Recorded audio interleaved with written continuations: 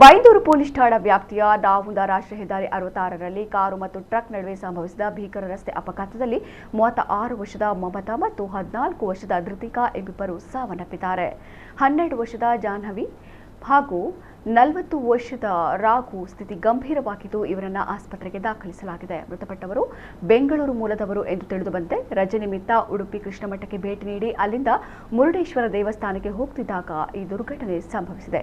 ಇನ್ನು ಘಟನಾ ಸ್ಥಳಕ್ಕೆ ಗಂಗೊಳ್ಳಿ ಎಂಎಚ್ಐ ತುರ್ತು ಸ್ಪಂದನಾ ತಂಡದ 2 ಆಂಬ್ಯುಲೆನ್ಸ್ ಆಗಮಿಸಿ ಗಾಯಾಳುಗಳನ್ನು ಹಾಗೂ ಶವಗಳನ್ನು ಆಸ್ಪತ್ರೆಗೆ ಕೊಂಡೊಯ್ಯಲಾಯಿತು.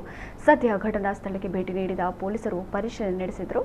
ಇನ್ನು ತುರ್ತು ಸ್ಪಂದನಾ ತಂಡದ ಇಬ್ರಾಹಿಂ ಗಂಗೊಳ್ಳಿ, ವಿಕಾಸ್ ಮೊಗವೀರ ಹಾಗೂ ಪ್ರಶಾಂತ ನಾಯಕವಾಡಿ ಇವರು ಗಾಯಾಳುಗಳನ್ನು ಹಾಗೂ ಶವಗಳನ್ನು ಸಾಗಿಸಲು ಸಹಕರಿಸಿದರು.